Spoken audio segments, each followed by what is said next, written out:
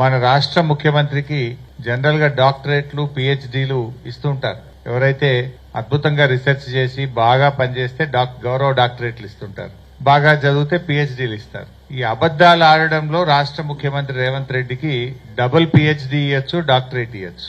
అబద్దాలను కూడా పట్టబగలు నిర్భయంగా మాట్లాడుతుంటాడు ఆయన, గోబల్స్ ప్రచారం చేస్తుంటాడు. సరే, ఒకసారి ఒకరిని మోసం చేయొచ్చు గాని ఎప్పుడూ అందరినీ మోసం చేయలేవు అనే విషయాన్ని ఆయన గుర్తుపెట్టుకోవాలి. కర్ణాటకలో 5 గ్యారంటీలని, తెలంగాణలో 6 గ్యారంటీలని ప్రజలను మభ్యపెట్టారు.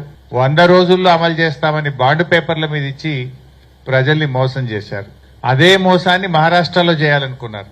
మహారాష్ట్రకు పోయి అక్కడ కూడా 5 గ్యారంటీలు అని చెప్పారు. కానీ మహారాష్ట్రకు తెలంగాణకు బాగా అవినాభావ సంబంధం ఉంటుంది. మన బార్డర్ దాదాపు 1000 కిలోమీటర్ల బార్డర్, తెలంగాణకు మహారాష్ట్రకు 1000 కిలోమీటర్ల బార్డర్ ఉంటుంది ఆల్మోస్ట్. అంతేకాకుండా చాలా మంది తెలంగాణ ప్రజలు మహారాష్ట్రలో ఉంటారు, మహారాష్ట్ర ప్రజలు తెలంగాణలో ఉంటారు. వెనకట కూడా హైదరాబాద్ మహారాష్ట్ర అని, హైదరాబాద్ రాష్ట్రంలో భాగంగా ఉండే మహారాష్ట్ర కూడా ఉంటుంది. అందువల్ల అక్కడ చాలా మోసం చేసే ప్రయత్నం చేసిండ్రు. ఏమని? మహిళలకు 3000 ఇస్తామని, రైతులకు రుణమాఫీ చేస్తామని, ఇలా అనేక రకమైన హామీలు మహారాష్ట్రలో ఇచ్చారు.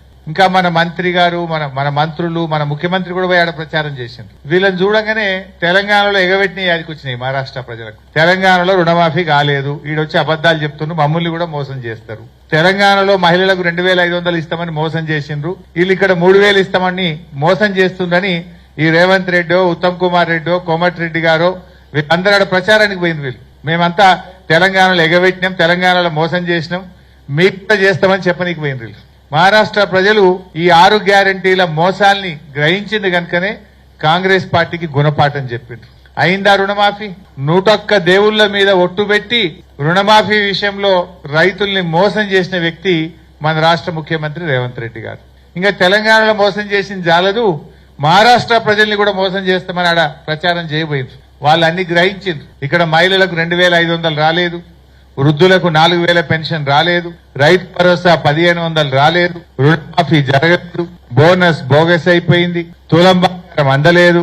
అన్ని విషయాలు అర్థమైనాయి కనుకనే మహారాష్ట్రలో కాంగ్రెస్ పార్టీ గుణపాఠం చెప్పింది. సో ఇప్పటికైనా రేవంత్ రెడ్డి గారు, కాంగ్రెస్ నాయకులు కళ్ళు తెరువుండ్రి, బుద్ధి తెచ్చుకొని మీరు 100 రోజుల్లో అమలు చేస్తామన్న 6 గ్యారంటీలు వెంటనే అమలు చేయాలని బీఆర్ఎస్ పార్టీ డిమాండ్ చేస్తుంది. ఎందుకంటే మీరు మోసం చేసిండ్రు, బాండ్ పేపర్ల మీద రాసిచ్చి మోసం చేసిండ్రు, దేవుళ్ల మీద ఒట్లు పెట్టి మోసం చేసిండ్రు. మోసాలు మానండి, ప్రజలకిచ్చిన హామీలు అమలు చేయమని బీఆర్ఎస్ పార్టీ డిమాండ్ చేస్తా ఉంది. మీ 7వ గ్యారంటీ ప్రజాస్వామ్యం అసలు లేదు. ఈ రాష్ట్రంలో ప్రజాస్వామ్యం ఖూనీ అయిపోయింది.